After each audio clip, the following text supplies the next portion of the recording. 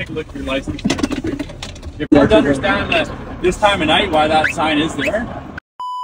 Sa kasamaang palad ay nahuli pa nga kami ng pulis noong gabi. Pero bago nga yun, masyado nga madaming naganap ngayong araw kaya balikan muna natin. Yes po, hindi kayo nagkakamali ng basa at nandito nga tayo sa Gold's Gym. At pumunta nga kami dito ni Papa para nga mag-inquire ng membership. Kasama rin pala namin si Sandro at si Cassie at dito nga sila nakatambay at naglalaro sa couch. At dito pala sa gym na to ay meron nga silang Gold membership and Platinum membership. Depende na sa'yo kung ano nga yung i-avail mo. Yung Gold membership ay $24 bi-weekly or $48 per month. At yung Platinum membership naman nila ay $34 bi-weekly or $68 per month. Bali yun yung naabutan namin na price ng membership nila. Hindi ko lang sure kung sa ibang araw ay mag-iiba na. Sabi niya kasi ay naka-promo lang daw talaga sila today pero ewan kung pa kasi nil-stock lang din talaga kami. Pero napa-sign up na nga din kami agad ni Papa at kinuha nga namin yung Gold membership. At pagkabayad ko nga abay pumayat na agad ako. Charot lang, syempre kailangan muna natin mag-workout ng malala. After namin mag-avail ng membership ay pumunta naman kami dito sa pagupitan para nga kay Sandro. Malapit na rin kasi siya mag-back to school at syempre dapat yung hairstyle. Sobrang haba na din kasi na hair niya ngayon at naabot na nga ito doon sa kanyang glasses. Naharang na din ito sa kanyang mata. Naalala ko nga dati si Sandro nung pinagupitan siya nung baby pa siya ay napakalikot pa. Pero ngayon big boy na talaga siya at hindi na nga nagalaw masyado. Tinatanong ko nga siya kung okay lang ba siya. Aba, nervous daw siya. Hindi rin naman nagtagal at mabilis nga lang din ito natapos. Medyo nakakapanibago itong new look ni Sandro pero in fairness sobrang pogi naman. Ay naku, wag na wag ka talaga magiging chick boy paglaki mo, yari ka kay ate. At si Cassie naman, abay napaka-behave nga din at inaantay nga lang niya matapos nagupitan yung kuya niya. Abay naglambi nga din, may pakis pang nalalaman.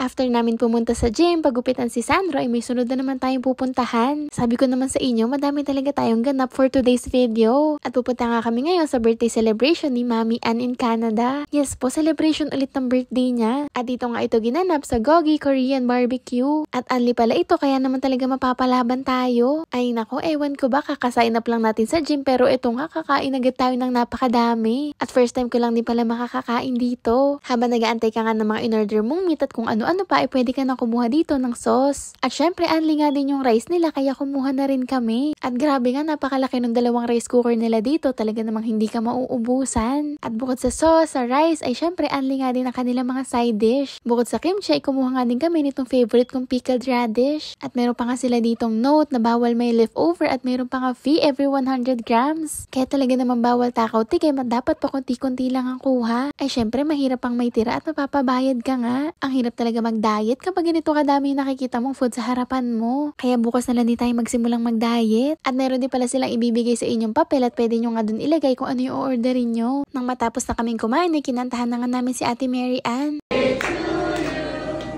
Happy birthday, happy birthday, happy birthday. After ng kainan, kantahan ay lumabas na nga rin kami. Medyo madami din kasing taong nag-aantay na makakain nga at makapasok sa loob. At kahit nga nakailang pagpapaalam na nga kami, nandito pa rin kami sa labas, nagchichikahan pa rin.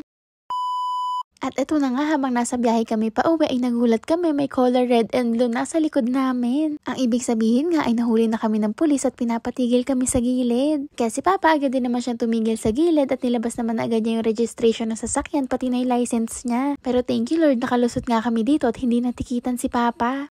Okay? Understand. I'm gonna give you a break tonight. Thank you, sir. Just please, you know, in the future. Yeah, They're there. I didn't see It's that. hard to understand that this time of night why that sign is there.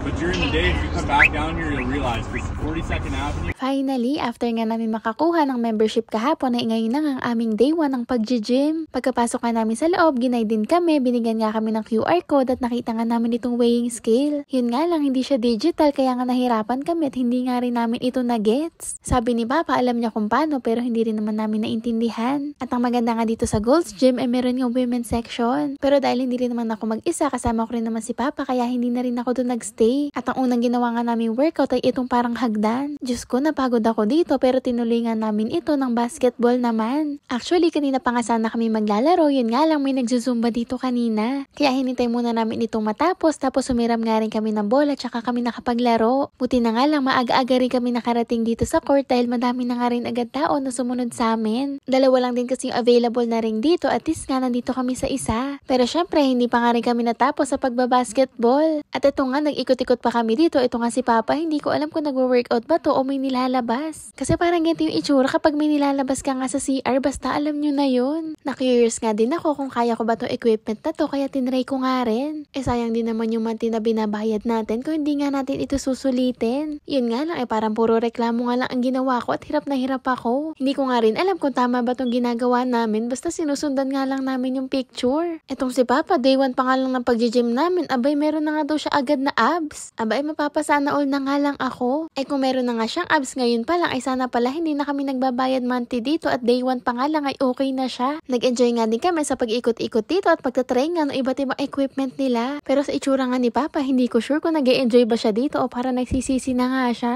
Habang binabalik nga ni Papa yung bola na hiniram namin kanina para mag-basketball, may tinry nga rin ako dito. Actually, natatakot nga din ako mag-try ng ganito, lalo na kung wala magtuturo sa akin. Baka kasi magkamali ako ng way ng paggamit nito, tas mamaya mabalian ako ng buto. O diba, masyado tayong advance mag-isip. Ay nako, hindi pa nga ako natagal na 1 minuto dito sa equipment na to, para naman umaayaw na ako kagad. Paano naman tayo magkaka-abs niyan? Pero ito si Papa, day 1 pa lang, abay ang laki na nga daw agad ng katawan niya. Siya, yun lang naman po ang mga chika natin for today's vlog. Thank you so much for watching!